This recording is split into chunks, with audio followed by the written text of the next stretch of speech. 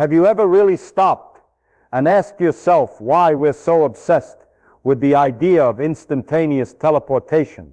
Not in a lab, but right when you're stuck in gridlock on the I-405 in Los Angeles, staring at a sea of motionless cars as if time itself has frozen, or when you're standing in the TSA line at JFK or Atlanta, taking off your shoes, opening your backpack, wondering why every flight feels like a test of patience. It's in those exact moments that a thought hits you, clearer than the boarding announcement over the airport speakers.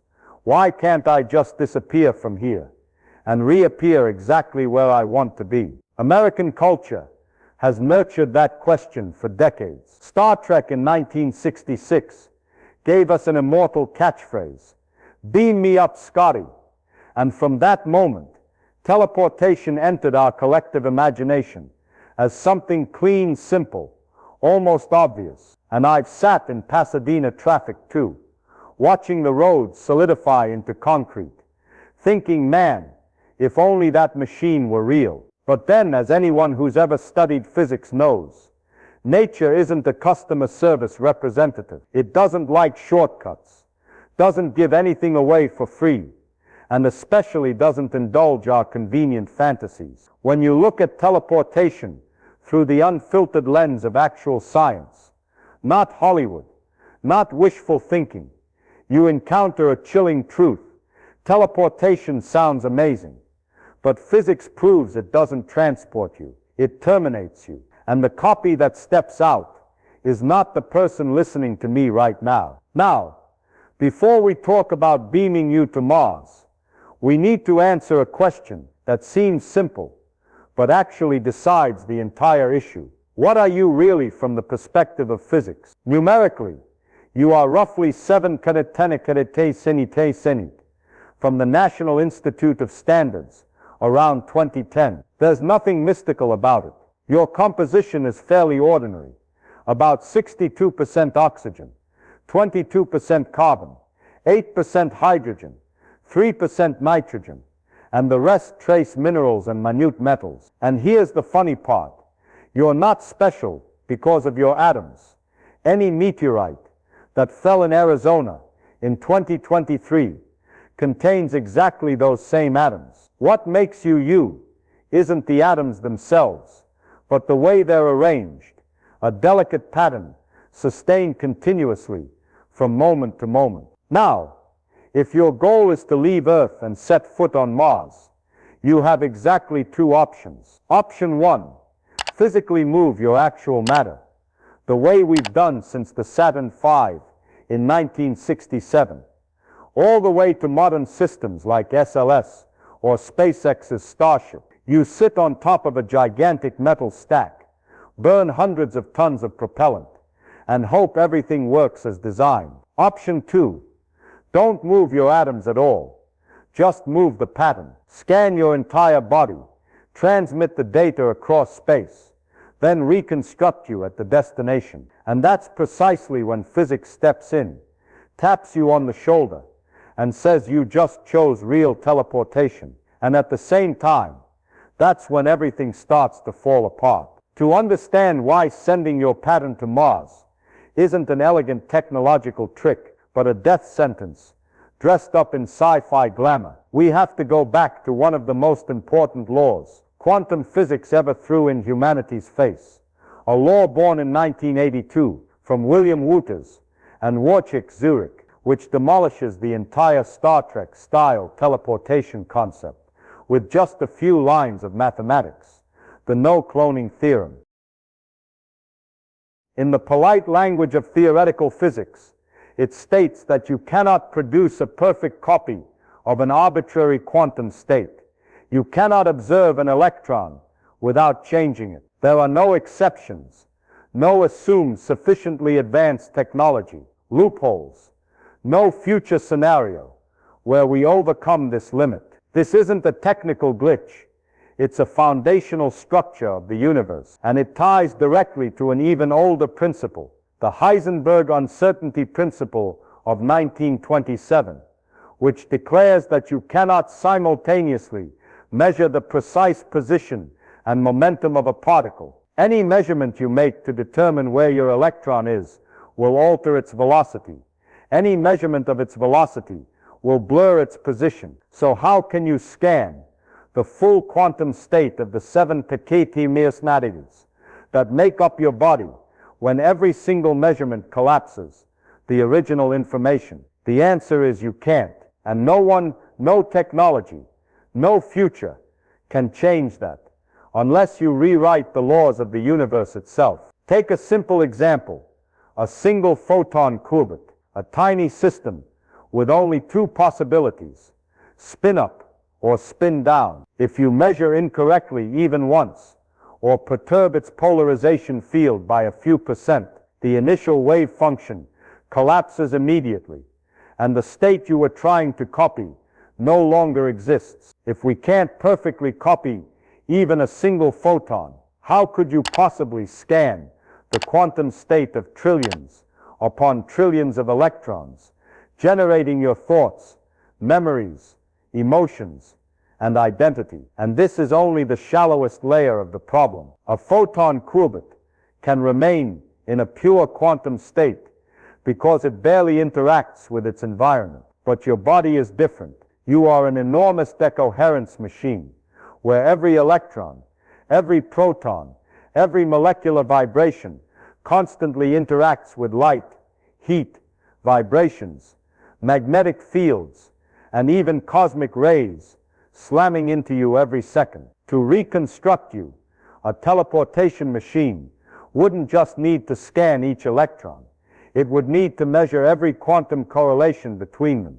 A number of correlations so vast it exceeds the number of atoms in the entire Milky Way. Trying to scan that entire system without destroying it is like trying to catch a bowling ball with an ice cream scoop. It isn't built for the job, and every attempt just shatters everything. When you photocopy a book, you duplicate the text, the images, the information, but you don't duplicate the author. You can't summon Tolkien just by copying The Lord of the Rings. You copy only the carrier of the information, not the process that created it. In quantum mechanics, the distinction is far more brutal. You can't even copy the raw information in the first place. If you drop a book into a photocopier, you still keep the original. Quantum mechanics forbids that. You cannot keep the original and have a copy. The measurement required to make the copy is precisely what destroys the original. So if you ask a teleportation machine to produce a perfect copy of you on Mars, that machine must, 1, completely destroy your original body, 2, measure the quantum state during the destruction, 3, compress the data into a signal, 4, transmit it at the speed of light, and 5, reconstruct you from an entirely unrelated pile of new atoms. Step 1 is not optional. It is a prerequisite. No destruction of the origin, no accurate data, no copy.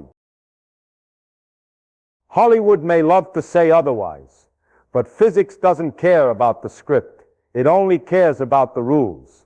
If you try to scan your body's quantum state without destroying it, you get nothing. And if you destroy it, you die. End of story.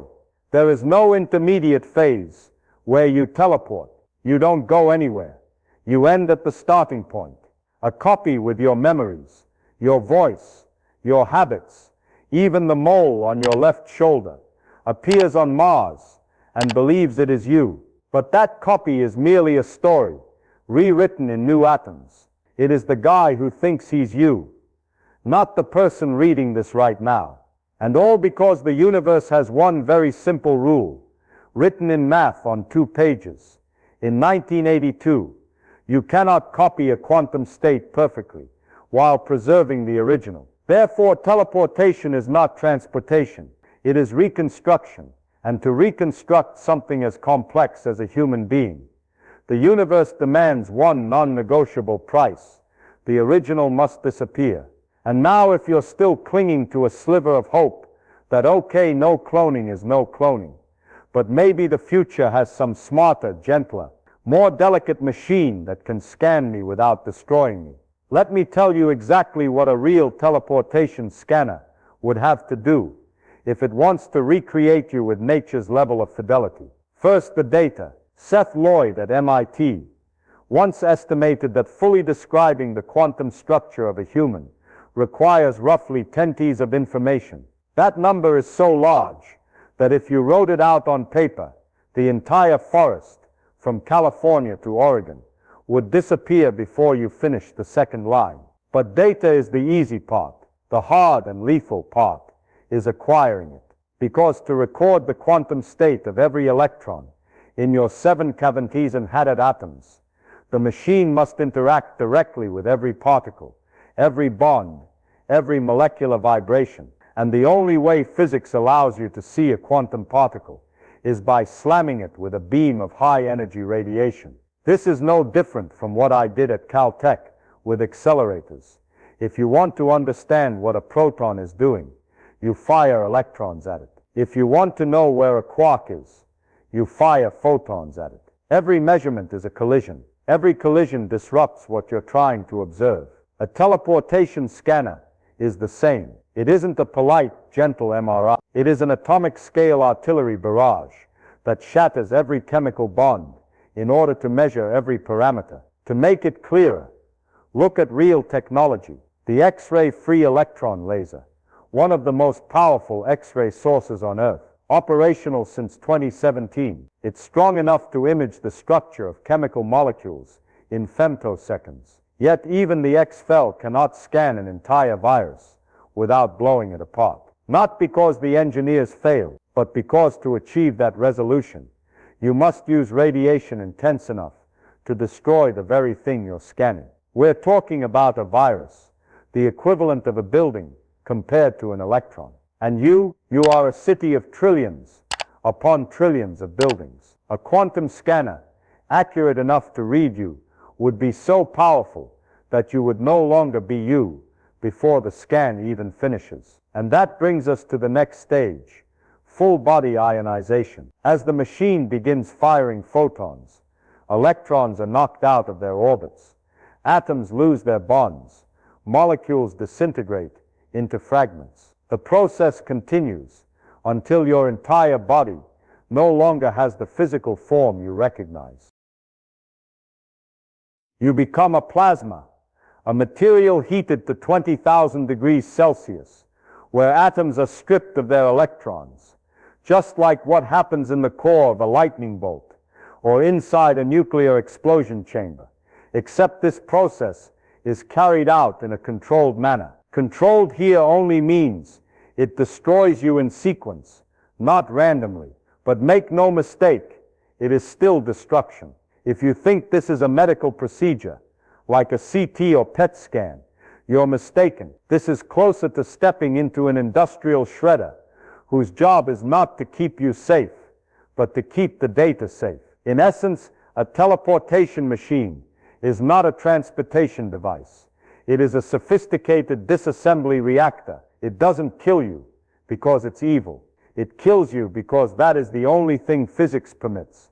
If it wants to extract the quantum state your pattern requires. When I call teleportation an organized explosion, I'm not exaggerating. I'm describing the exact process, a series of high-energy interactions at sufficient density and speed to break every chemical bond in your body, yet slow enough for the machine to record the data before you become an anonymous plasma cloud. And after that process ends, when every molecule bearing your personal signature has been vaporized into free ions, all that remains is a stream of data, a compressed version of you sent into space, while you, the original, have been erased from the equation. Teleportation doesn't move you, it harvests you, it grinds you down to the most fundamental level physics allows, then transmits whatever information survives. And that is why I still say,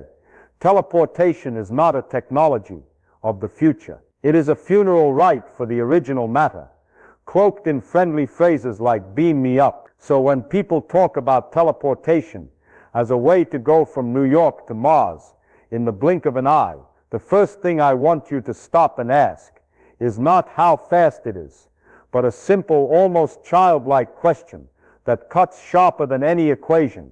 Who is doing the going? Because if it isn't you making the journey, then the journey has no meaning. And when we place teleportation under the harsh light of physics, you'll see a truth you may never have considered. You don't go anywhere at all, only your pattern does. Let's start with context. The distance between New York and Mars isn't fixed. It changes constantly with their orbits. At closest approach, Earth and Mars are about 56 million kilometers apart. At farthest, that gap stretches to 401 million kilometers. Even if you had data transmission at the speed of light, the fastest anything in the universe is allowed to move, the signal would still take anywhere from 3 minutes to 22 minutes to cross from one planet to the other. And remember, that's just the signal, not you. What gets transmitted is not your body, not your experiences, not your stream of consciousness. It's only a pattern, a colossal string of bits sent like a radio signal. The same way NASA uses the Deep Space Network to talk to Voyager 1, now more than 24 billion kilometers from Earth. Voyager doesn't travel via radio waves. It only sends data. Teleportation follows exactly the same logic. The data travels, not the person. So what really happens? In New York, your pattern is recorded, or more accurately, harvested, by destroying the entire quantum structure that constitutes your identity. Once the scanner finishes turning you into plasma and data, an inanimate stream of signal is hurled across interplanetary space. That signal feels no cold, no fear, no sensation of traveling. It simply exists as an electromagnetic wave spreading at light speed, carrying no trace of subjective experience. During those 322 minutes, there is no you floating through space, no awareness watching the stars sparkle, no anticipation of stepping onto a new world, no thrill like sitting atop a Saturn V in 1969 or riding a Crew Dragon off the Florida pad. There is no traveler, only data in transit. Then on Mars, another machine, a cosmic-grade 3D printer, receives that stream and rebuilds you from a completely alien pile of atoms. Atoms that were once part of Martian basalt or shipped from Earth in a storage tank. The copy steps out, breathes the thin CO5 atmosphere of Mars, gazes at the orange sky, and says, "I made it." But that isn't your sentence. It's the sentence of a new entity, a new being who believes he is you. And who could blame him? He has your memories, your habits, your voice, and to a terrifying degree, he will swear he is you. But you, the original, did not travel with him. What you need to understand is this: a journey is not merely a change in spatial coordinates. If it were only about changing position, throwing a rock down the street would count as travel. For a human being, a journey is continuity, an unbroken chain of experience, from the moment you begin to the moment you arrive. If that chain is severed, your journey ends. And teleportation severs it perfectly, precisely, mercilessly, more cruelly than natural death, because natural death still gives you a process. Teleportation does not. It switches you off like a light bulb and switches on another bulb somewhere else. That new bulb may shine with exactly the same light as the old one, but it is not a continuation of the light. It is a new light beginning. I've told my students at Caltech this thousands of times. If there is no continuity, then you are not the one who went. No matter how far that copy travels, no matter how many times it touches the red soil of Mars, no matter how many selfies it sends back with Olympus Mons in the background, none of that makes the journey yours. And if it isn't yours, then teleportation is not travel. It is merely a highly sophisticated data distribution system, a way to send a description of you to another place, rebuild you in new atoms, and pretend it's you continuing to live. Teleportation doesn't take you anywhere. It sends a story about you to a distant planet and leaves you the original, terminated at the point of departure. Of course, to fully understand why the person who appears on the other side of the teleport chamber can never be you, we have to step out of the cold technical layer of physics and enter the place where three seemingly unrelated fields, philosophy of mind, neuroscience, and quantum mechanics, suddenly converge and all point to the same conclusion. You are not your atoms. You are the continuous stream of experience. This isn't a poetic idea. It's a logical conclusion drawn from the data. Philosopher Derek Parfit shook philosophy in 1984 when he demonstrated that personal identity has nothing to do with matter because matter changes constantly. It also doesn't depend on memory because memory can be copied. Identity only exists when continuity of consciousness, the uninterrupted stream of awareness, is maintained. When continuity breaks, you disappear, even if someone else possesses every single one of your memories. Parfit proposed a famous thought experiment. If I create two perfect copies of you, which one is you? Both have your memories, your voice, your habits, your emotions. Both look at you and say, I am the original. But only one truth holds. Neither is you. Because if identity could be duplicated, it would no longer be identity.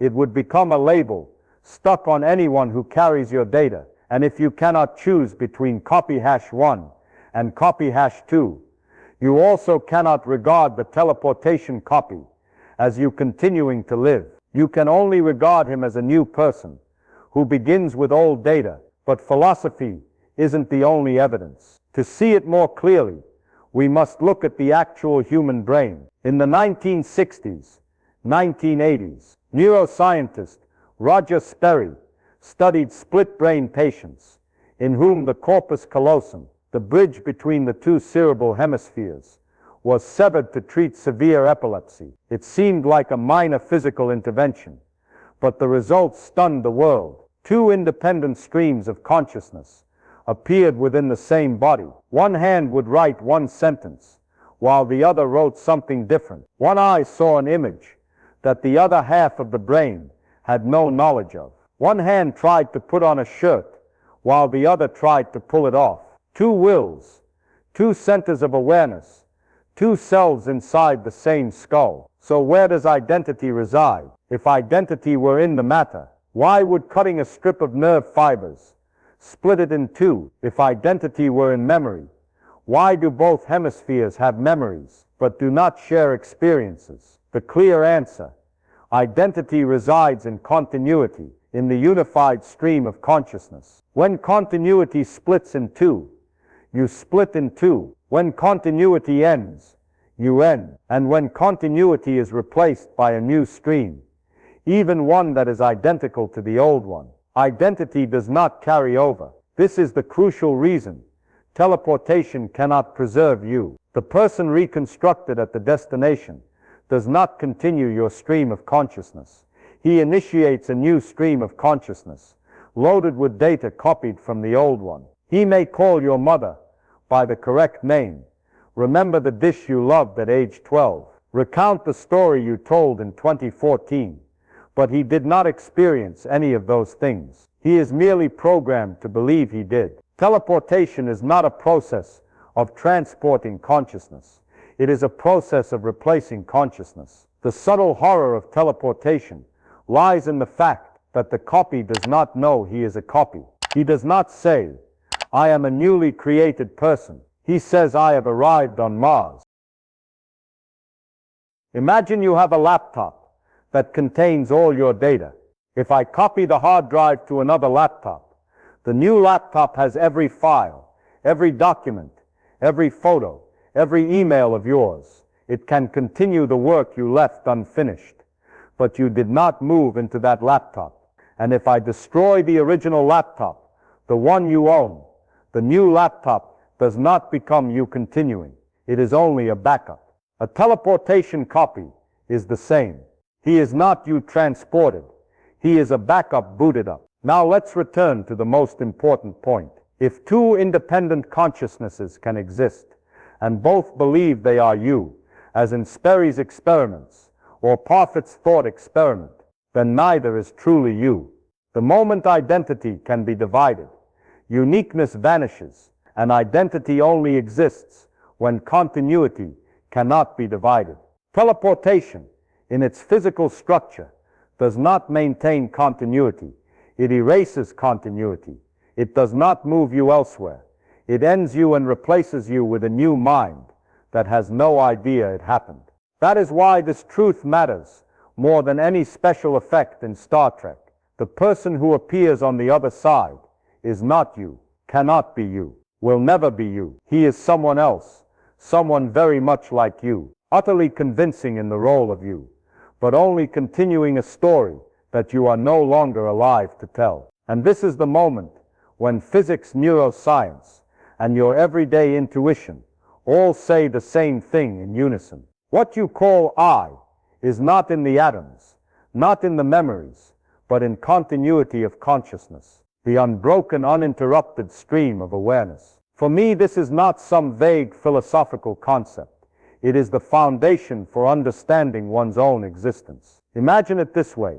Your subjective life, the feeling that you are looking, thinking, reading these lines, is like a film reel running continuously. Every moment of experience is a frame, and it is the seamless connection of those frames that creates the sensation, I am still me. No gaps between frames, no reboot, no reload, absolute seamlessness. And that reel, instead of being projected in a metal projector like in Hollywood, is run by roughly 86 billion neurons in your brain. Those neurons fire electrical impulses from 0.1 to 200 hertz, generating trillions of signals per second. No single neuron contains your consciousness. Consciousness is the real-time operating pattern of the entire system. That is why you cannot simply copy brain data and call it you. Copying a still photograph of the film reel does not create the running film. You are not the frames. You are the running of the frames. And here is the crucial point that many people misunderstand. Activity is continuous, while data is not. Data can be copied, stored, transmitted. Activity cannot. Activity exists only while the actual process is occurring on a single physical substrate. When activity stops completely, not sleep, not anesthesia, but total cessation, then consciousness ends absolutely. Continuity shatters into fragments, and fragments cannot be reassembled into me. Sleep does not break continuity because the brain continues to operate in the background. In deep sleep, the brain merely changes its mode of activity. It never drops to zero. Even under general anesthesia, the brain maintains oscillatory loops that sustain baseline activity structure. But teleportation requires something no biological state can survive. Total halting of neural activity in order to record your pattern. And as you saw in the previous part, for the scanner to access the quantum level, it must destroy every electrochemical state in every neuron, every synaptic connection, every molecular structure. That means your entire 86 billion neurons will be ionized, disintegrated, collapsing the entire activity network. The one thing that truly is you. When that microscopic electrical flow shuts off, the film shuts off. When the film shuts off, I shuts off. No continuity means no subject. No subject means no you. The duration does not matter. If your consciousness ceases to exist for even 1 millisecond completely, with no activity preserved, then identity ends. No restart, no resume, no gray area. It is simply you are dead. Suppose that immediately afterward, on Mars, a perfect copy is built from the transmitted pattern data. In that copy, neurons begin firing again. A new film reel starts running. But it is not the old film. It is not a continuation from the last frame you experienced. It is a different movie, a different stream of consciousness, a different subject. It resembles you. It believes it is you, But resemblance is never continuity. You can resemble your identical twin, but you are not the same person. You can copy a computer's hard drive to a new drive, but you do not continue to exist inside the copy. A teleportation copy is merely a person booted up with borrowed memories, like an actor who begins reciting your lines after you have already left the stage. I often tell my students, teleportation does not transfer your film reel. It turns off your film and turns on another film that looks identical. That is hard physical truth. You cannot transfer a running process. You can only copy input data. The process itself exists only where it is running. One of the most dangerous misconceptions is thinking that if the copy has your memories, then the copy is you. But memories do not create the subject. Memories are the content of the film, not the running of the film. The subject is the running of that content. If the running stops, the subject stops. If a new running is created, a new subject is born. You do not live on in the new subject. You are replaced by it. And the quiet cruelty of teleportation is the copy does not know this. He will say, I am still me. He will remember everything you ever remembered. He will love the people you loved. And he will continue your life story as if nothing was interrupted. But that is only initialized memory, not maintained continuity. There is no bridge connecting the old subject to the new subject, no wire pulling your consciousness to the other side. Only one process dying and another process being born, wearing your face. If you accept that, you must accept one truth. Teleportation is not travel. It is a birth and death mechanism. It kills you and births a copy. And because continuity of consciousness is the only thing that defines you, the only thing that cannot be replaced, cannot be copied, cannot be reconstructed by any technology, teleportation can never transport you anywhere. It can only end you the instant you step into the machine. So if you ask me what is the most precious thing a human possesses, I will not say it is the physical brain, not memories, not the body. I will say the most precious thing you possess is continuity, the single film reel you are watching from the inside. Once that reel is cut, no universe, no law, no machine can ever bring you back. Teleportation does not destroy your body first. It destroys your continuity first. And that is the real death.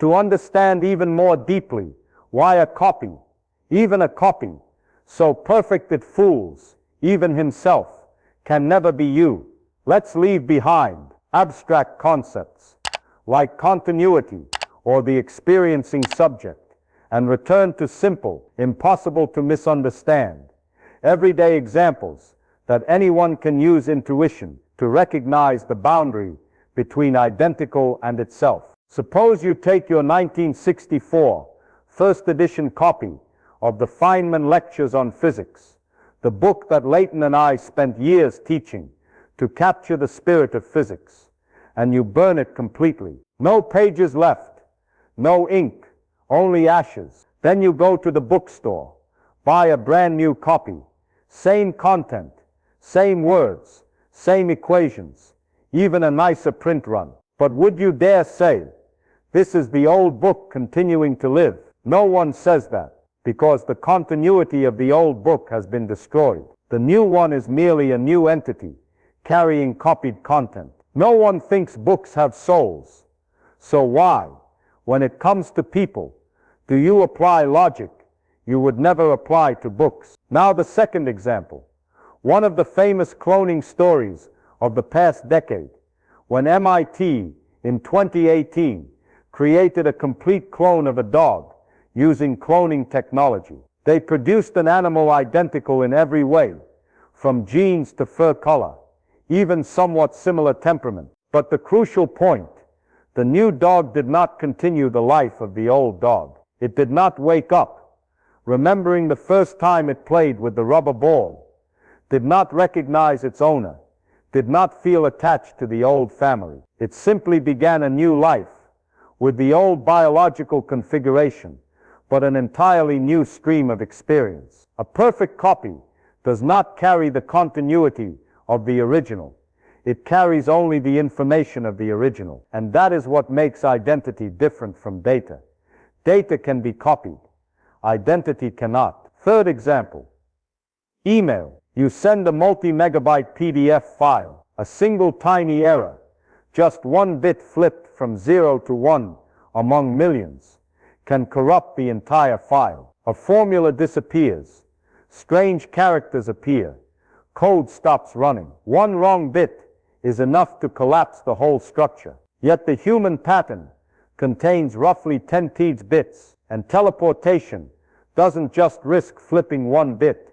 It destroys every bit of the original during the scan, then replaces them only with a new copy. If a single error ruins a file, then completely destroying the original in teleportation cannot possibly be called you continuing to live. You cannot believe that erasing and recreating is a process of preserving identity. It is only the process of manufacturing a new entity supplied with data resembling you. This is when we must face the most important thing. The copy has no subjective continuity, no exclusive first person I am experiencing myself right now. Identity is not description. Identity is the inside perspective, the presently existing state of the stream of consciousness. A copy, even one physically indistinguishable, cannot have your continuing experience. He can only have his own beginning experience. You cannot duplicate an experiencing subject. You can only duplicate information, and information never becomes a subject. This is where many people go wrong. They think, if the copy remembers everything I remember, then the copy is me. But memory does not create identity. Memory only creates the feeling of familiarity. Imagine I install all your emails, photos, videos, notes, and source code onto a brand new laptop. That laptop can behave exactly like the old one, but the old laptop does not continue to exist inside the new one. It is replaced, not transported. Humans are the same. A teleportation copy is a new laptop with old data, and like the new laptop, he does not continue the running process. He simply restarts from the beginning. Push the analogy further. Imagine I create not one, but two perfect copies of you. Both step out and say, I am the original. But you know that is absurd. If identity could be duplicated, then identity would no longer be identity. Identity must be unique, indivisible. If two different people can both be you, then no one is you. The single living subject that is you cannot be cloned, and teleportation is forced to clone, while simultaneously erasing the original. The problem is not the copy.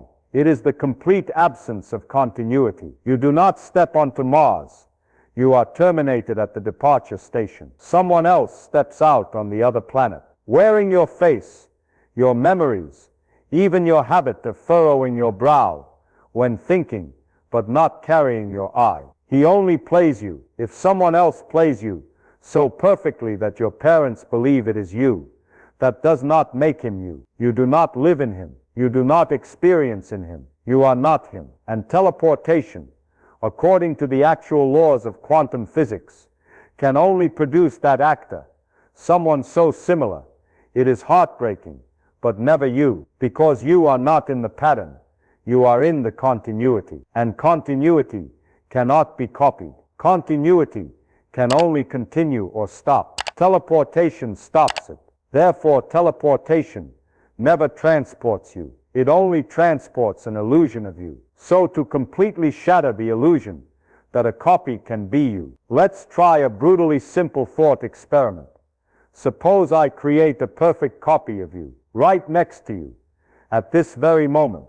No destroying you, no sending anyone to Mars, no 20,000 degrees Celsius plasma. Just a copy steps out of the chamber, identical to you down to every mole, every neuron, every memory, every childhood wound you thought only you knew. Now look at those two yous. Both have the same neural pattern. Both have their own continuity at the moment of appearance, and both completely sincerely will say, I am the original, not because they are trying to deceive you, not because they are wrongly programmed, but because every piece of information they have, from memories to emotions to cognitive logic, tells them so. This leads to an unavoidable question. Which one would you say is the real you? You cannot say both, because if two different people can both be you, then identity is no longer unique. Identity cannot be duplicated. If you allow identity to be duplicated, you are accepting that two yous can exist simultaneously, experiencing two separate subjects, going in two different directions, having two different thoughts, all called you. That is absurd to the point of destroying the entire concept of identity. You also cannot say the copy is the real you, and you, the original, are the fake. That contradicts both intuition and science. So only one choice remains. The one philosopher, Derek Parfit, pointed out back in 1984. Neither of the two is you. You are continuity. You are the stream of experience that began in your actual brain. Any act of replication that creates a second subject, no matter how perfect, only creates a starting stream, not a continuation. This thought experiment exposes the truth that teleportation tries to hide a copy. Even one standing right next to you is not you. And this becomes even clearer when we view the copy and the original as two processes. Imagine you are running a program on a computer. If you clone the program to another machine and run it, the new program may execute every line of code, every variable, correctly. But that program does not continue the process that was running on the old machine. It simply starts anew with identical initial conditions, like two parallel roads. Neither road continues the other, even though they look identical at the starting point. Teleportation is the same. It creates a new process that is never a continuation of the old process. Imagine even deeper. You stand in the room, and your copy stands beside you. He looks at you with familiar eyes, like looking into a mirror of infinite depth. He knows every memory of yours. He remembers the day you learned to ride a bike. He remembers your first heartbreak. He remembers the story you told your best friend in 2012. But he did not experience any of those things. He was created with completed memories, just as when you read a novel and know the character lived the whole life before, but you are not the one who lived that life. He does not continue your experience. He is born already equipped with the story. Now here is the decisive blow. The original still exists. You are still standing there, with continuity intact. The copy stands beside you, with new continuity. If teleportation transported you, the original would have to vanish. But in this thought experiment, the original does not vanish. Therefore, the copy is not you, simply because you are still here. This completely destroys the notion that teleportation transports you. If teleportation truly transported you, it could not create a copy without destroying you. If it creates a copy while you still exist, then teleportation does not transport, it duplicates. And if teleportation duplicates, then the copy is never you, because your continuity was never moved anywhere. It remains with the original. That is why physics says teleportation equals death. Not death because the body is destroyed, but death because continuity is not transmitted. Continuity cannot be copied. It can only continue or stop. If teleportation creates a second person, but you, the original, still exist, then you went nowhere. The copy does not continue you. He simply begins as an independent stream of consciousness. If teleportation destroys you to avoid the two of you situation, then you die, and the copy cannot be you, because identity cannot jump to a new subject. no matter which version teleportation chooses, killing or not killing the original. Your identity is never transported.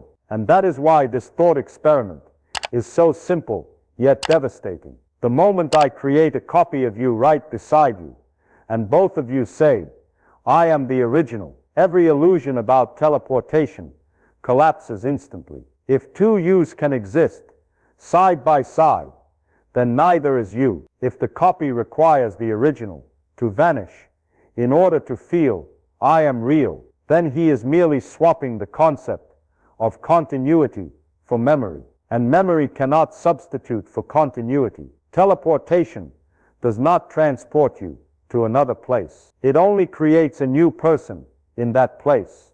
A person wearing your face, your story, but not carrying the one physical soul you ever possessed. Your own continuous stream of consciousness.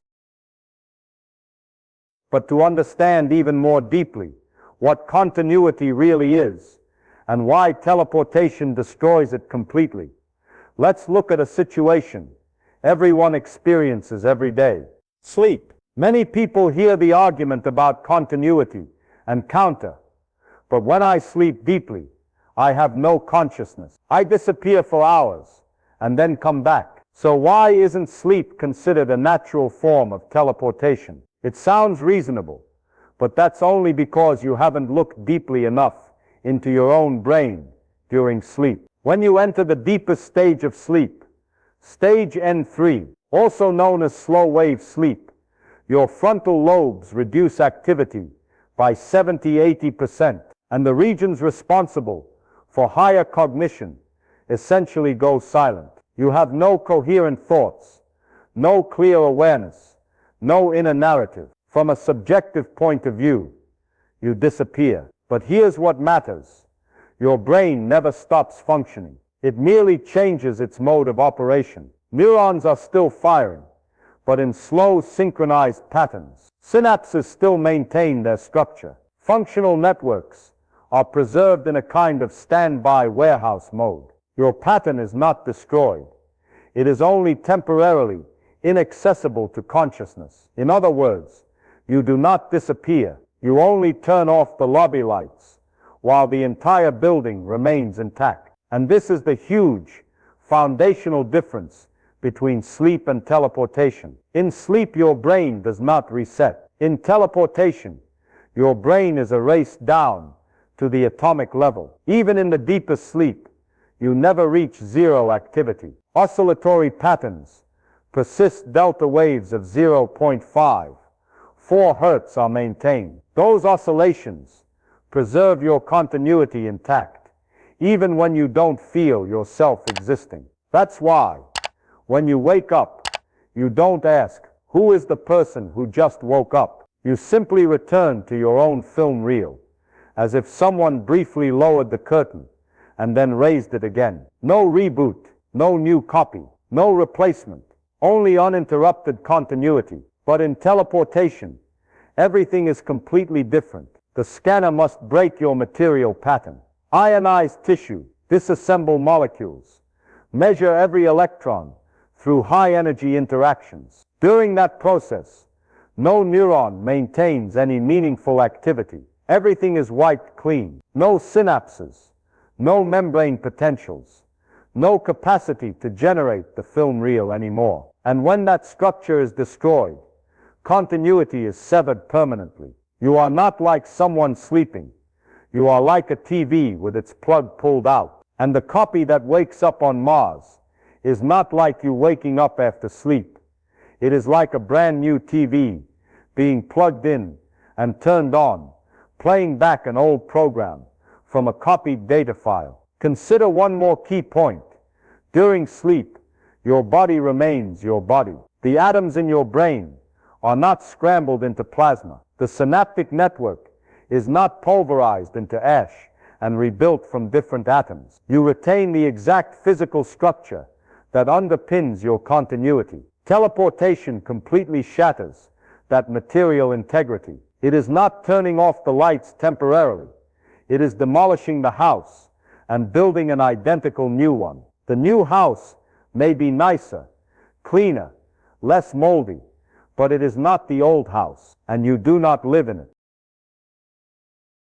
Another way to see the difference: if someone wakes you in the middle of the night and asks your name, you can answer. If someone scans your brain during sleep with fMRI, they still see baseline activity. If you sleep too deeply and someone kicks you, you jolt awake. All of that is only possible because continuity is preserved at a minimal level. But if I teleport you and scan your pattern during the process, you will never wake up. You will never be roused because there is no activity left to rouse. There is no you remaining to return. Sleep is a temporary reduction of conscious activity, not erasure of activity. Teleportation is erasure of activity, not reduction. And when activity is erased, continuity vanishes. End of story. One more easy analogy. Sleep is like pausing a movie. Teleportation is like burning the original disk and copying it onto a new disk. The new disk may contain identical frames, but is the running movie continuing? No, it starts over. Your identity does not lie in the movie's content. It lies in the continuation of the projection itself, and that continuation cannot be broken and still preserve you. So the next time someone says, sleep also involves loss of consciousness, teleportation also involves loss of consciousness. So what's the difference? Remember this: sleep does not destroy the pattern. Teleportation does. Sleep maintains continuity. Teleportation severs continuity. Sleep brings you back. Teleportation never returns you. The only thing teleportation returns is someone else, someone who looks like you, remembers like you, but is not you. And no sleep in the universe makes you disappear, and a new person carrying your memories appear in your place when you wake up. If that happened, you would not have woken up. Teleportation is not sleep. It is the absolute boundary where continuity ends. So if continuity is so crucial, are you really continuous every day? Because if your identity depends entirely on an unbroken stream of consciousness, what happens to all the tiny changes that occur in your brain every minute, every hour, every day? Why don't those destroy identity? And why isn't teleportation, despite also creating a new version that resembles you, considered a continuation like those natural changes? This is where neuroscience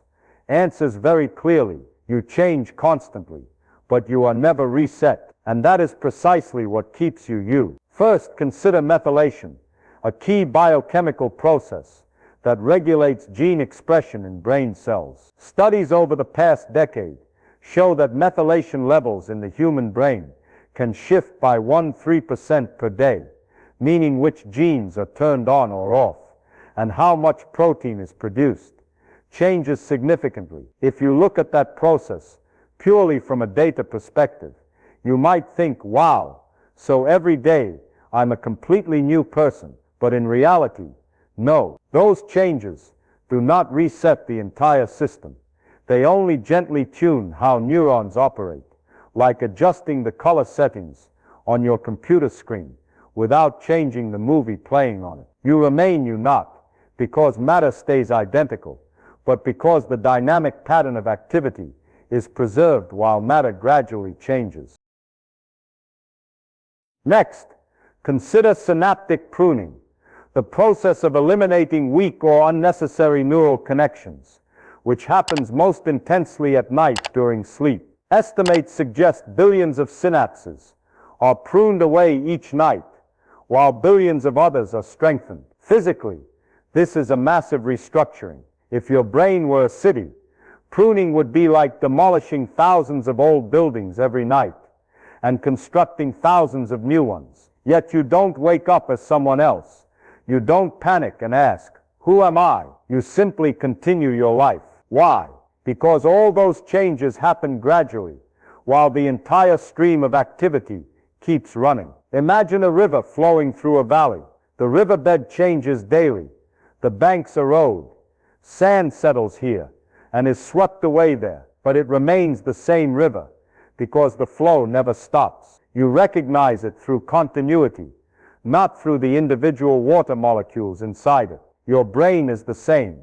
It changes constantly, but it never stops to change. The key lies in exactly that point. Methylation alters gene structure. Pruning alters synaptic connections. Proteins are degraded and resynthesized. Sodium and potassium ions constantly flow across cell membranes. But through all of it, the dynamic pattern of consciousness is never fully halted. Neural activity continues across nights, across days, across wakefulness and drowsiness, across stress and relaxation, across learning and forgetting. There is never a moment when the entire brain resets, because if it reset, continuity would end. And if continuity ended, identity would end. This brings us to the decisive difference between natural brain changes and teleportation. Nature changes vertically.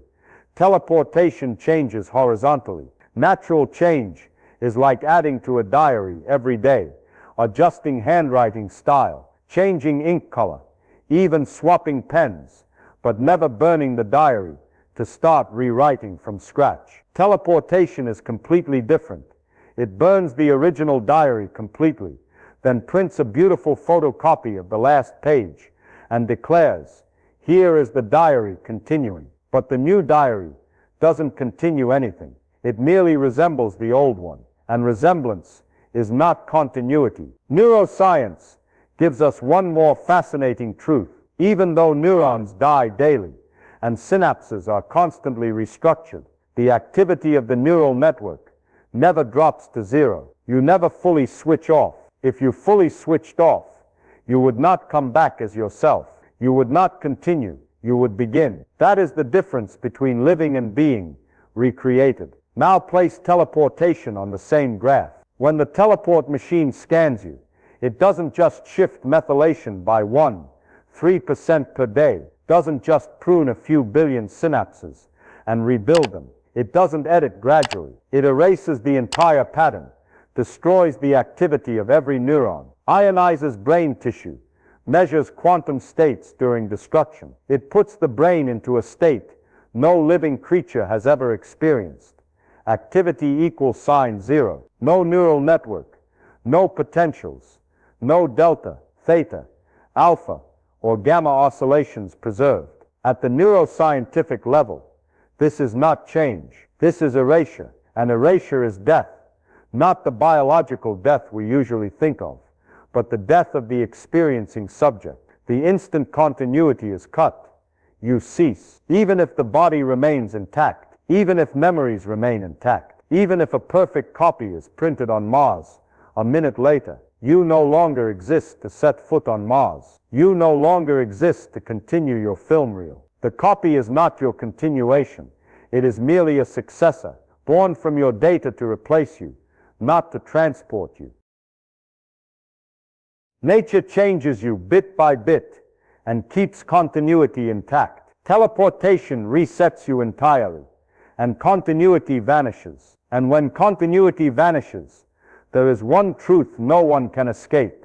You die the moment teleportation begins. What remains, your data file, your memories, your cellular recipe, is only enough to create someone who resembles you, but is not you. Just as no matter how beautiful a photograph is, it cannot become the real person.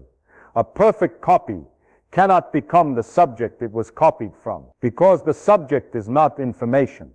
The subject is continuity, and teleportation, by its very physical structure, cannot carry continuity anywhere. It can only destroy it. If I accept that consciousness is interrupted during sleep, then why can't I accept interruption during teleportation? It sounds reasonable. It sounds like we're being unfair to teleportation, just because it feels scarier. But when you look at the absolute difference between the two phenomena, you'll see that question is like asking, if I accept stepping down a staircase safely, why can't I accept jumping off a 200-meter cliff?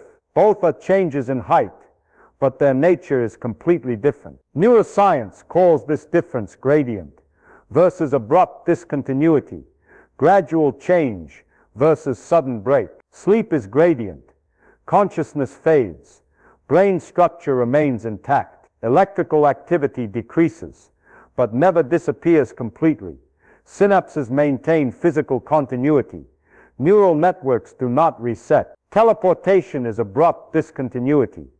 Brain activity is not merely reduced. It is erased entirely. The material substrate of continuity is destroyed. The pattern is completely dismantled.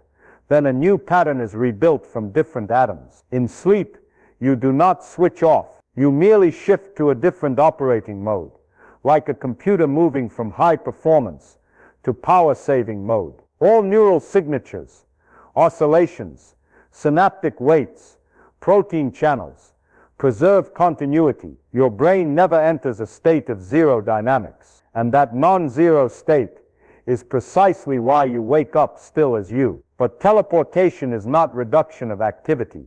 It is forcing activity to zero by destroying matter. That is not deeper sleep. That is cessation of existence. Remember this. Continuity does not depend on the clarity of consciousness.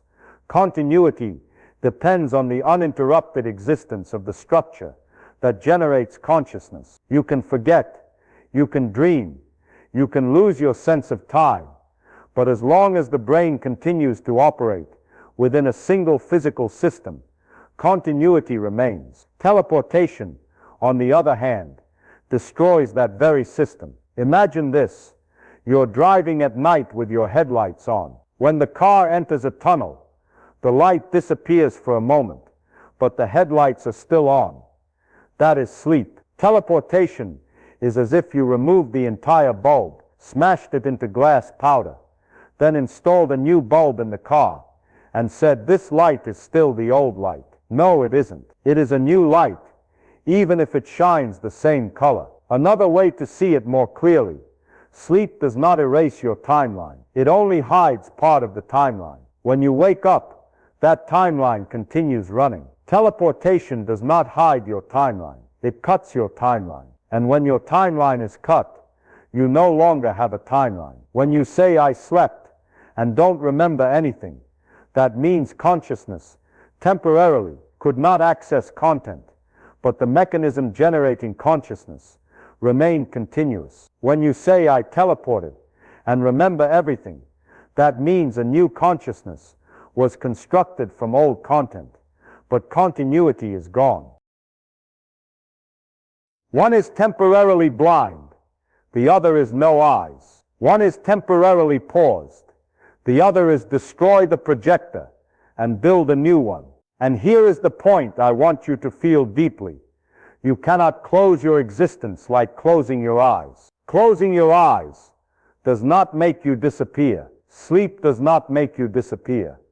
But teleportation does. Teleportation is absolute interruption, not functional interruption. It breaks every condition necessary for continuity to exist. We could call sleep teleport light if teleportation truly only turned consciousness off for a moment and then turned it back on intact.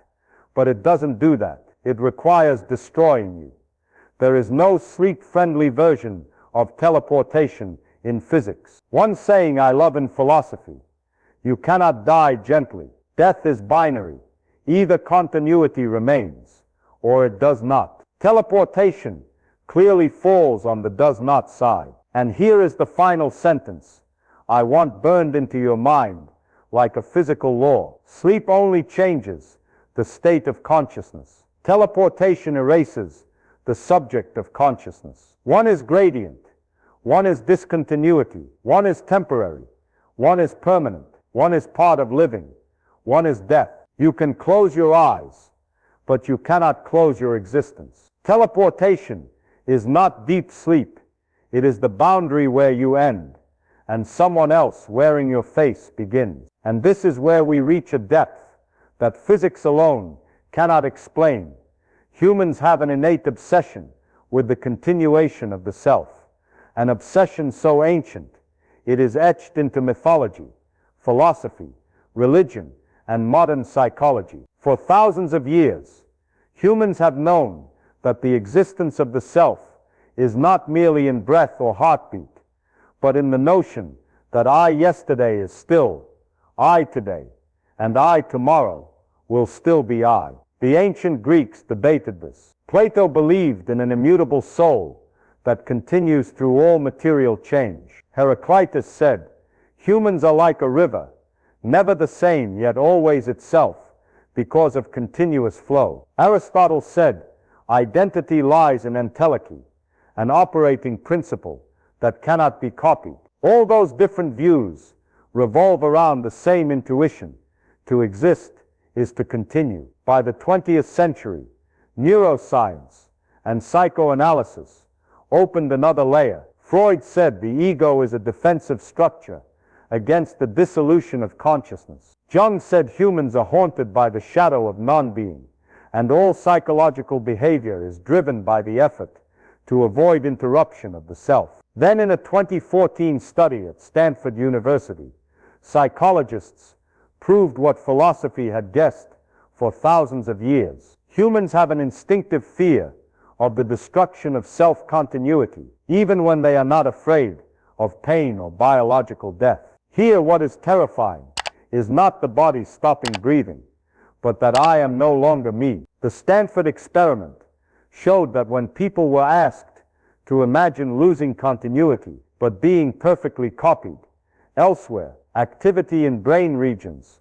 associated with existential threat spiked far more than when they thought about natural death. In other words, being replaced is scarier than dying. This is not just philosophy, it is biologically recorded. Humans have a panic response when imagining the world continuing without me, while a copy walks around, talks, and occupies the space I once held. And that is exactly what teleportation does. Teleportation does not satisfy humanity's deepest need to continue being oneself. It only satisfies a shallow need for someone like me to exist. But the first need is biological. The second is merely narrative. Human intuition, honed over millions of years of evolution, does not err in distinguishing continuation from replacement. A 3-year-old child can understand that their toy is lost and replaced with an identical one, but the new toy is not the old one. Even monkeys know to distinguish copies from originals when it comes to physical presence. Humans are not special. We just have language to articulate that ancient obsession. When I tell someone about teleportation, they often say, as long as the copy has my memories, that's fine. But humans don't want memories to exist. They want the subject of those memories to exist. They want the first-person perspective to continue, not an external image to be preserved. Both Freud and Jung said the ego is not the content of consciousness. It is the central position from which we observe consciousness. And teleportation erases that position. Think about this deeply.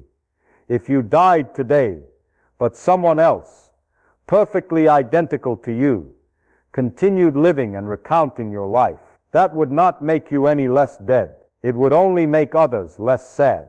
But you would never wake up to know it. This is why teleportation, although technically plausible, runs completely counter to the existential intuition of the human species. That intuition says, I am a process, not a description. It says, if I do not walk through that door, no one can walk through it in my place. It says, similarity is not enough. I need continuation. Teleportation does not merely break continuity. It offends the fundamental psychological structure that allows humans to sustain their own existence. Someone replaced by a copy can do your job, love the people you love, answer the emails you left unread, but he is never you. We do not accept this, not because we are stubborn, but because our brains are wired to preserve continuity as a condition of survival. When continuity is broken, our deepest alarm system sounds. Philosophy calls it the right of the self. Psychology calls it absolute fear. Biology calls it preservation of process. And teleportation breaks all three. Teleportation is not just a technology. It is an assault on the essence of the self. And that is the deepest reason it feels wrong. Not just wrong physically, but wrong ontologically. It forces humans to stare directly at what they always avoid. The continuation of the self matters more than the existence of any copy. Teleportation can do many things, but the one thing it cannot do, and will never do, is bring you to the destination, because you are not a pattern. You are continuity. Teleportation can recreate a pattern, but continuity, once severed, can never be reconnected, ever. You are a process. This is not some airy philosophical statement. This is physics at the foundational level. The atoms in your body, carbon, hydrogen, oxygen, nitrogen, do not carry you. They have no memories, no identity, no property that makes them you, rather than someone else. In fact, according to numerous biochemical studies, roughly 98% of the atoms in your body are replaced within 7 years. Protein molecules are constantly degraded and resynthesized. Bones are remodeled. Soft tissues turn over. Even large portions of your DNA are continually repaired. If you were only matter, you would have already died and been reborn dozens of times, and each new atomic version would have to be an entirely different person. But you don't feel that way. You don't wake up on a Monday morning wondering, am I still the person from 2017? You simply continue. Because one thing never changes: the dynamic pattern of neural activity, of synaptic connectivity, of endocrine feedback, of millions of regulatory loops throughout your body. You are the way those atoms interact, not the atoms themselves. You are process, not component. A piece of music is not the piano or the violin. It is the sequence of vibrations over time. If you replace the instrument, the music remains the same as long as the process that produces it is not interrupted. But if you destroy that process and restart a new one, even if it is identical, that is a different piece of music. Humans operate on exactly this principle. When you feel I am still me, what you are sensing is not the permanence of matter, but the continuity of the operating process. Everything else is just props. And this is precisely where teleportation destroys you perfectly, not because it replaces old atoms with new ones. That happens naturally every day. Not because it alters molecular configurations. Your brain does that every time you learn a new word. Teleportation destroys you because it destroys the process. Your process, the continuous running of 86 billion neurons, is halted abruptly, completely irreversibly. It is not weakened, not slowed, not merely perturbed. It is wiped blank. And when that process stops, you stop. No exceptions, no patches, no physical shortcut exists to copy a running process onto different matter without destroying it. Another example: imagine you have a flame burning on a candle. If you replace every paraffin molecule in the candle, the flame remains the same flame, because the combustion process never stops. But if you blow it out and then light a new one with a match, that is not the same flame. It merely resembles the old flame, but continuity has been lost. And teleportation, in essence, is exactly that act of blowing out and relighting, except the new flame is kindled with different atoms in a different place. Some people try to argue that if the new process is identical, then it is still you. But that is no different from saying a new river in a different location, with water poured in to match the exact flow pattern of the old one, is still the old river. No, it isn't. It only simulates the old river. The new process does not continue the old process. There is no bridge connecting the two entities. You do not cross the gap to reach your new version. And identity cannot leap across a gap. Identity does not work like a PDF file you email. Identity works like a flame, like flowing water, like a piece of music. Stop, and it is gone. And teleportation, no matter how beautiful it looks on screen, is simply a fancy way of saying we stop the old process and initialize a new one.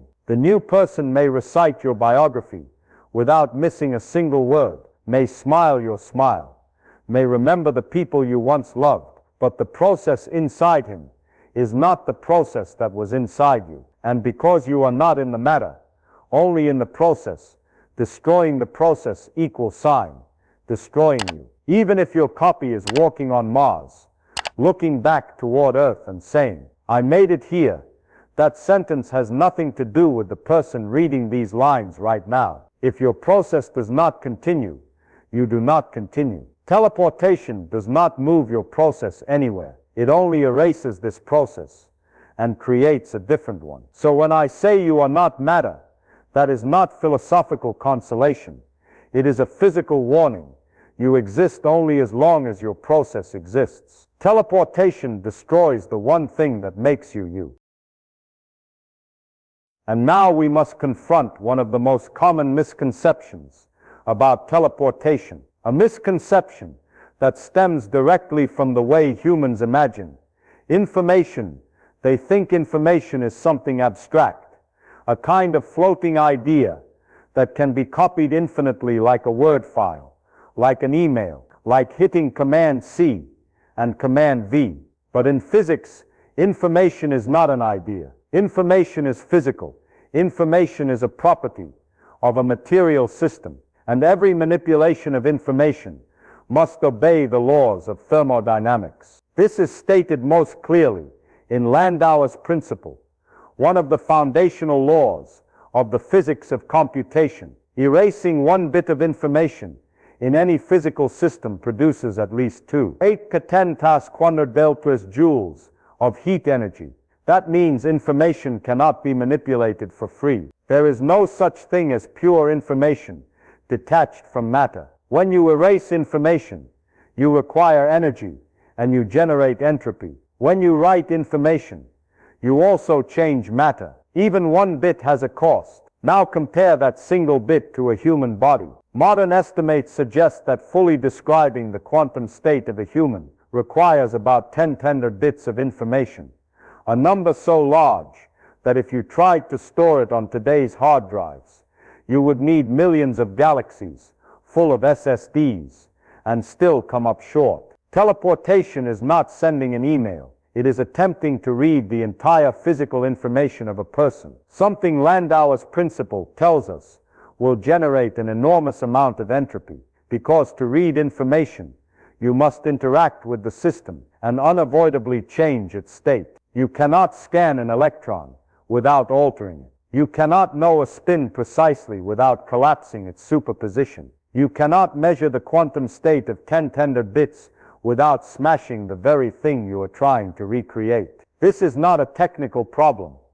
It is a law of nature, and laws do not negotiate. One thing almost everyone misunderstands is thinking that my pattern is a form of data that can be copied perfectly if we have sufficient resolution. But in physics, pattern does not exist independently of noise. Noise is not a minor glitch you can correct like a typo in an email. Noise is entropy, physical disorder, the destroyer of identity. In quantum systems, even tiny thermal noise or measurement noise can completely alter the state of a single qubit. Teleportation requires not 1 qubit, not 1 billion qubits, but 10 tender bits of quantum information, all perfectly accurate. A mere 0.0000001% noise in the data means you are no longer you. If you create a copy that is 99.99999999999% like you, that person is not almost you. He is someone else. Identity does not operate in percentages. It operates in continuity. And continuity cannot tolerate any noise. You cannot have me 80%. You cannot have identity slightly different. In computational reality, when a file is corrupted by 1 bit, it can become completely unrecognizable. Music turns to noise. Images turn to colored stripes. Programs turn to garbage. And that is just 1 bit in a few million bits. Your body has 10 centimol bits, Teleportation does not merely corrupt one bit, it erases the original, scans over the entire system with noise layered on top, then claims it will recreate you exactly as before. This is not just naive, it contradicts physics. Moreover, Landauer's principle states that every information processing operation increases the entropy of the universe. When you attempt to read a person's pattern, you are irreversibly injecting noise into the system. You cannot read without destroying the old state. So what is teleportation? It is a measurement of 10 centiball bits. And according to the laws of physics, measurement is destruction. Information cannot be copied cleanly without breaking the original system state. Identity equals sign pattern, plus continuity, plus integrity of the state. Teleportation destroys all three. It destroys pattern through noise, destroys continuity through death, destroys integrity through material ionization. Every romantic idea that we can scan ourselves, upload consciousness, or send our pattern across space slams into the immovable wall of entropy. Information is physical. Physics does not care about your desires. Physics does not care about your hopes. Physics does not care that you want to reach Mars in 3 minutes instead of 9 months. Physics cares only about what is true. You cannot erase a person and expect that person to continue existing in a copy. If teleportation is about transmitting your information, then that very information must pay the price in entropy. Entropy destroys pattern. Pattern, loss, identity, lost. And when identity is lost, the copy can never be you, even if the pattern is reconstructed so beautifully that it fools the entire universe. Teleportation tries to turn a human into an email, but an email has no continuity. An email has no subject. An email has no I. You do. And that is why teleportation can never take you anywhere. It cannot preserve pattern, cannot preserve continuity, cannot defeat entropy. Everything else is just sugar-coated science fiction. In real physics, the situation is simple. Teleportation equals sign noise, plus entropy, plus pattern loss, equals sign you lost. Quantum teleportation is the topic that confuses people the most, because they hear the word teleportation in quantum physics and assume science has actually found a way to move humans like in Star Trek. But quantum teleportation has nothing to do with moving matter, moving people, or reconstructing bodies elsewhere. It is a technique for transmitting a quantum state, a tiny piece of information from system A to system B, without any copying. Everything began in 1993, when Bennett Brassard, Crépeau, Josa, Perez, and Wouters published a groundbreaking paper. They proved that if two particles are already quantum entangled, you can teleport the quantum state of one particle to the other by performing a Bell measurement and sending two classical bits of information. The crucial point, quantum teleportation does not move the particle. It only forces the destination particle to assume the state of the original, while simultaneously destroying the original state, a perfect demonstration of the no-cloning theorem. In 1997, the first experiment succeeded. A photon state was teleported across a few tens of centimeters in a lab. From then until 2022, hundreds of experiments were performed on photonic qubits, ion qubits, superconducting qubits. The longest distance achieved to date is 1,200 kilometers, thanks to China's Messier satellite in 2017, where a quantum state was teleported between ground and satellite, an extraordinary achievement in quantum communication. But no matter how impressive the results, quantum teleportation retains a few basic truths that many people miss. 1. No matter is moved. No photon is transported from one place to another. Photon B already existed at the destination. It is merely forced to receive the state of photon A after the measurement. 2. There is no copying. When the state of photon A is teleported, the state of A is destroyed immediately. This aligns perfectly with the no cloning theorem, which states you cannot create a perfect copy of an arbitrary unknown quantum state. There is no destruction of a large physical system. No neurons are ionized. No body is torn apart. No continuity is severed. Quantum teleportation works only with an amount of information so small it has no relevance to the information needed to describe a human. A photon carries a few qubits of state. A human carries roughly 10-foot bits of data. That is not a difference in difficulty. That is a difference in kind. Quantum teleportation can never be scaled to teleport humans because it does not transmit matter or structure. It only transmits the state of a known quantum system, and the transmission process requires destroying the original state. A human is not a qubit.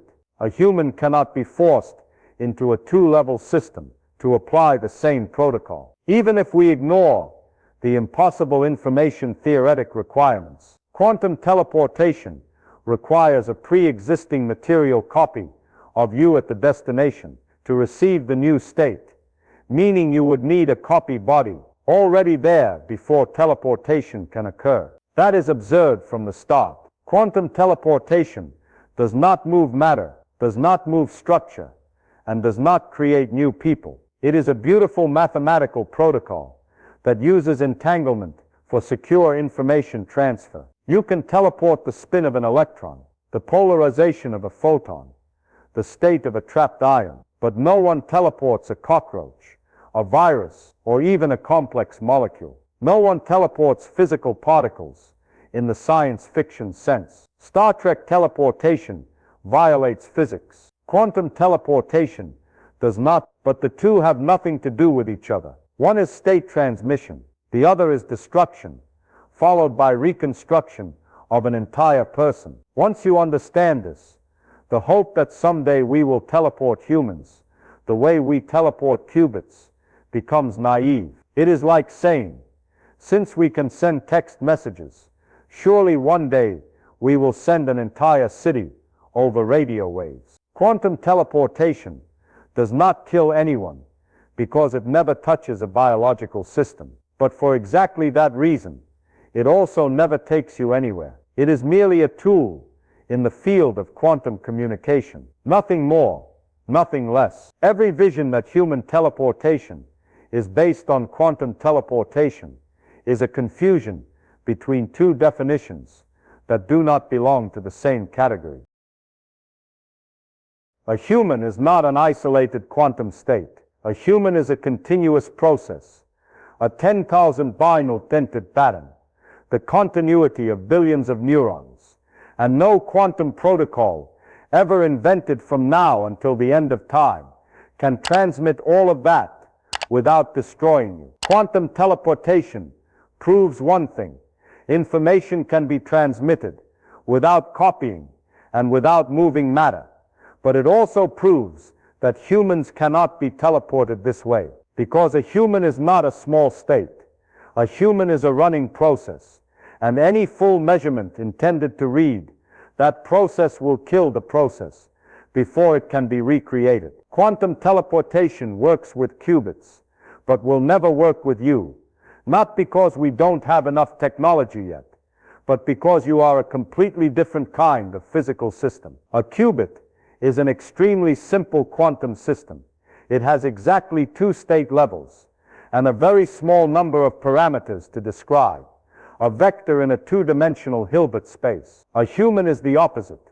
You are a macroscopic system comprising roughly 7 quintillions and 10 to the third atoms, with trillions upon trillions of interactions occurring every microsecond, each interaction embedded in thorough environmental decoherence. A qubit can be kept isolated in an ultra-cold vacuum chamber, or in an ion-trapped crystal, or in a superconductor at 15 millikelvin. But you cannot be placed in such a chamber and survive. You do not exist as a pure quantum state.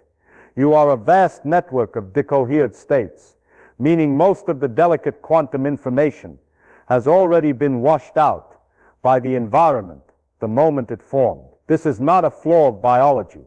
It is how the universe works. Decoherence is why the macroscopic world is stable, and it is also why qubits can be transmitted while you never can. A qubit requires a few parameters to describe its state. A human requires roughly 10 to 1000 bits, and that is still a modest estimate. Every atom in your brain has spin, position, momentum, phase, bonding, excitation, state. Every molecule has shape, charge, electron distribution. To recreate you perfectly enough that identity is not destroyed. No information can be omitted, no matter how small, because even a tiny deviation creates a different subject. But physics says the quantum information of a complex system like you cannot be measured without destroying it. Not only because of the no cloning theorem, but because of decoherence. Your quantum states are continuously overwritten by the environment. The cosmic microwave background at 2.725 K, air molecules, photons, thermal vibrations. Each time that happens, the universe imprints noise onto you and spreads your quantum information into the environment. Teleporting a qubit succeeds because we can isolate a qubit from the environment and extend its decoherence time to microseconds, milliseconds, even seconds in specialized systems. But a human has a decoherence time on the order of 10 to 1000 seconds, meaning delicate quantum states are destroyed so quickly they barely exist long enough to be scanned. You are not a stationary qubit. You are a thermodynamic quantum storm, churning with 10 to 1000 interactions per second, and decoherence so strong that any measurement is destruction. So what happens if we try to teleport you? First, you would have to measure your entire state at the quantum level. This violates the Heisenberg principle. You cannot know both position and momentum precisely at the same time. It also violates the no cloning theorem. You must destroy the state to measure it. A person cannot be teleported without being destroyed during the measurement. That is instantaneous death. Then you would have to transmit 10^+ bits across space. The fastest speed physics allows is the speed of light, yet cosmic background noise and quantum noise will corrupt the signal exponentially. In classical communication, bits can be error corrected. In identity communication, one wrong bit creates a different person, and cosmic noise does not flip just one bit. It flips trillions upon trillions along the path. In other words, identity cannot be transmitted across the universe without being ruined by noise. Even if you lived in the year 3000 with information processing technology far beyond today, you still could not break this barrier because it is not a technological limit. It is a physical limit. Remember, entropy always increases. Any signal you send through space suffers decoherence and background noise. A qubit can be teleported because its information is tiny, and we can control the state with Bell measurements and entanglement. A human cannot be teleported because your information is not only complex, but physically entangled with the surrounding universe, impossible to isolate like a qubit. Simple example, you touch a finger to a tabletop. In that instant, hundreds of billions of particle events occur. Electron exchange, photon reflection, mechanical vibration. Your state has already spread into the environment. Teleportation requires separating you from the environment to measure your state, but that cannot be done with a living being. You are not just a pattern inside your body. You are a pattern coupled to the environment at every scale. Any attempt to isolate you is equivalent to killing you before teleportation can happen. Add one more reality. Even if we could scan you without destroying you, a physical impossibility, we still could not transmit 1000 bits without cosmic noise, corrupting enormous numbers of bits. Meanwhile, identity demands zero noise. There is no error threshold for you. In computer logic, we tolerate 1 error per 10,100 bits. In teleportation, we require 0 errors per 10,100 bits. That is not merely difficult, it is impossible. The universe is intrinsically entropic. Entropy equals sign noise. Noise equals sign pattern destruction. Pattern destruction equals sign identity destruction. Qubits are different. Qubits can be teleported because they have no identity. They have no continuity. They have no subjective point of view. They have no 10,100 bits of disorder. They are not shaped by cosmic noise. They are simply a simple vector in Hilbert space. You are not. You are a living process, a complex network entangled with everything around it, a system decohered to an extreme degree. The universe does not permit you to be measured, transmitted, and recreated while preserving identity, because teleporting a qubit teleports a state. Teleporting you would require teleporting your running process itself.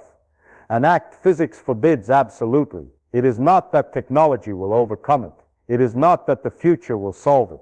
This is the rule of the universe. And the rule is very clear. Qubits can be teleported. You never will be. The universe is far more beautiful when we accept that it was not built to cater to anyone's wishes, and certainly not to fit the comforting stories humans invent to console themselves. I've said this my entire life. Reality does not care about your feelings, but that very indifference is what makes it beautiful.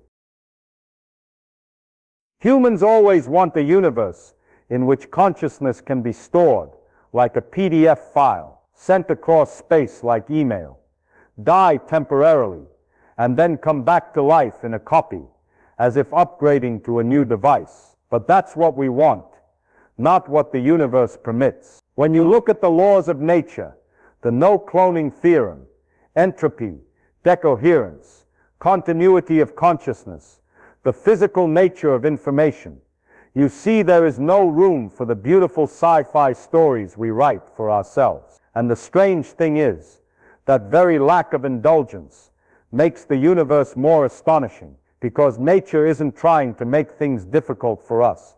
It simply does what it does. Truth never takes a detour to spare your feelings. It just stands there, cold, indifferent, but perfectly consistent. When you learn to love that consistency, you begin to see the real beauty of physics. Everything in the universe, from electrons, photons, DNA, to the light from ancient galaxies, all obeys the same set of rules, without favoritism, without exception. It's miraculous to know that you and a neutron star, 200 million light years away, are both bound by the same equations. No privileges, no shortcuts, no try again, like in a video game. And because there are no privileges, everything you experience, every moment of being alive, has absolute value. When we say teleportation cannot happen without killing you, that is not meant to inspire fear. It is simply physical fact. But when you accept this fact,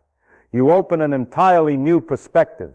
What makes you precious is not the ability to be backed up, but the ability to exist uniquely. The fact that you only live once, that your continuity runs through your brain only once in the entire history of the universe, that is what makes your life worth treasuring. Humans sometimes wish for a softer, more flexible universe that would allow things like teleportation to work without consequences. But if the universe were like that, it would no longer be the universe we know. It would be a stage for magic, not nature. And I have always believed that real nature, with all its stubbornness and rigor, is more beautiful than any magic. Scientific thinking is not about ruining dreams. It is about replacing false dreams with deeper truths. When you look reality straight in the eye, even when it tells you that teleportation kills you, you do not lose the beauty of hope. You simply redirect hope towards something truer, more real. For example, you may not be able to teleport yourself to Mars in 2 seconds, but you can build a real ship and travel there in 6 months, experiencing every moment, every engine vibration, every red sunset on that planet with your actual eyes. That is infinitely more beautiful than rebooting a copy that looks like you but is not you. When you understand that nature is not optimized for human convenience, but is always open to human exploration, you start to see something wonderful. Every physical limit is a confirmation that the universe is consistent. That very consistency is what allows us to understand it. And when you understand, you become part of that beauty. I have always loved truth, even when it disappoints people, because that disappointment pulls you out of hazy illusions and places you in a deeper, wider, more meaningful reality. The universe does not need to change to fit your desires. What you need is to learn to see it as it is and realize that its true nature is beautiful enough, majestic enough, astonishing enough, without any added magic. Teleportation kills you.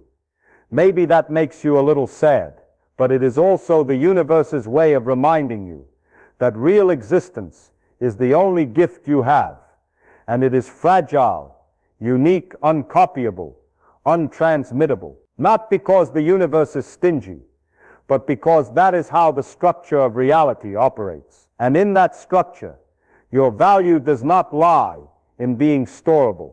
It lies in the fact that you, uniquely you, are the one living your own film reel. The future of space travel, therefore, does not lie in teleportation, an idea beautiful but dead in the egg, thanks to the very laws of physics, but in things that are very real, very hot, very loud, very shaky. Rockets. You may not like that. You may wish you could simply step into a chamber and beam me up, like in Star Trek. But the universe does not work that way. If you want to go from Earth to Mars, you have to take your body with you. Every atom, every molecule, every living synapse in a physical vehicle traveling through real space. You have to ride SpaceX's Starship, or NASA's SLS, or the Orion spacecraft, machines weighing hundreds of tons, burning real propellant, generating real thrust, fighting real gravity. That is space travel in the physical sense, the motion of mass through space-time. We can improve engines, from chemical rockets to ion drives, from nuclear thermal to electric propulsion, but all of them share one thing in common.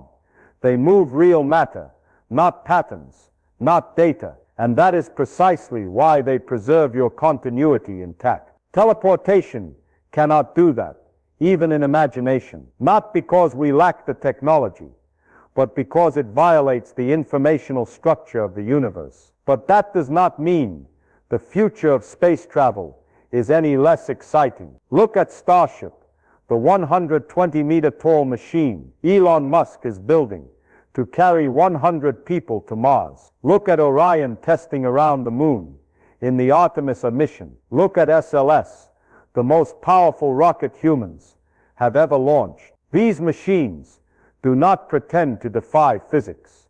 They rely entirely on physics. They accept that to move 100 tons of mass, you must push it according to the law of conservation of momentum. They accept that long-duration travel requires the continuation of life, not a quantum trick. The realistic future is durable ships, slow but sure, using ion propulsion for tiny but continuous acceleration, reaching tens of kilometers per second. Or nuclear thermal rockets, burning hydrogen at thousands of degrees to generate far more thrust than chemical rockets. We may not reach Tau Ceti in 1 second, but we can reach it in 100 years, or 500 years, and future generations will continue our journey. Real science does not give us instantaneity, but it gives us truth that real travel requires time, energy, and the patience of a species bold enough to venture farther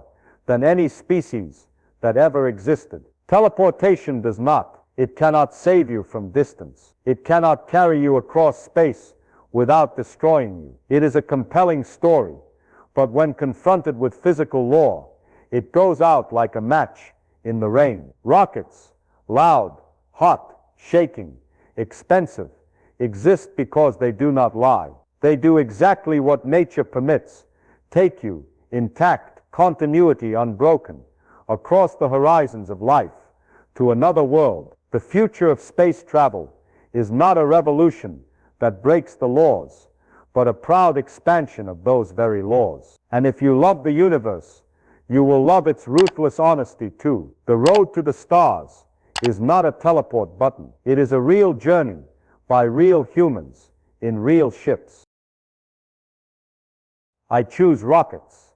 Slow, shaky, loud, smelly, hot, cramped, uncomfortable, sometimes making you wonder whether you forgot to write your will, but at least it is me. I will not, under any circumstances, let some machine grind me into plasma, vaporize me like French fries in a microwave, then send a description of me through the deep space network just to save a few hours on Delta Airlines. I've flown Delta. I've been delayed 9 hours, gate changed 4 times, and been served cookies instead of dinner. Trust me, sitting next to a passenger eating garlic and onions, the whole flight is still better than being turned into a cloud of ions, named Feynman, and then reborn on Mars, from a bucket of completely alien atoms. Rockets, at least, do not lie to me.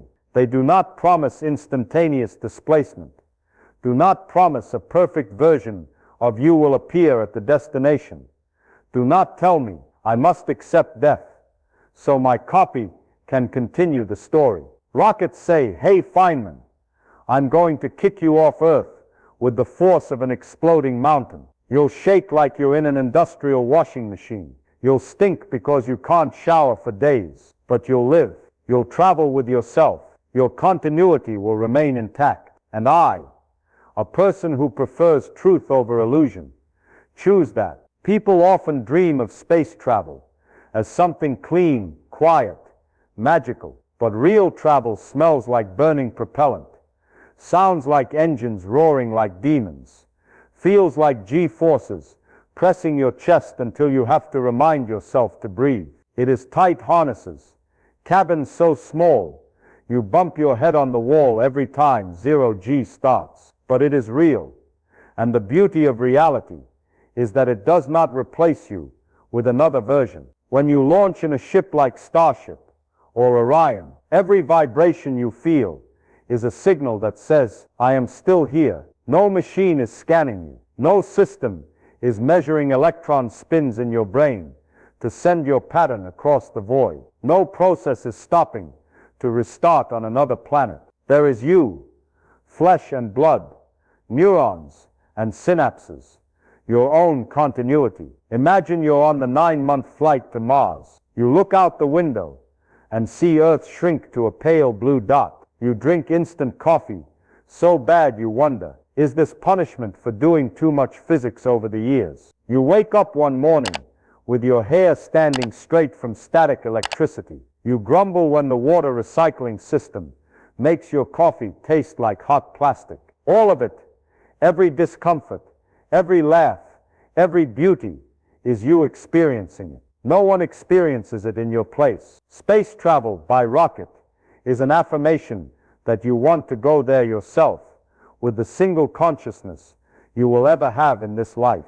Teleportation does not give you that, because teleportation never takes you anywhere. It only sends your pattern, erases you, then builds someone else to play your role. I don't want a new person looking at Mars's red soil and saying, I'm seeing it. If the one saying that sentence has no continuity with the mind sitting here, speaking here, existing in this moment, then he is not me. He is only an imposter legally permitted by the universe to operate. Rockets are different. They smell, they roar, they shake, they can make you vomit into your helmet. But they have the single most important advantage.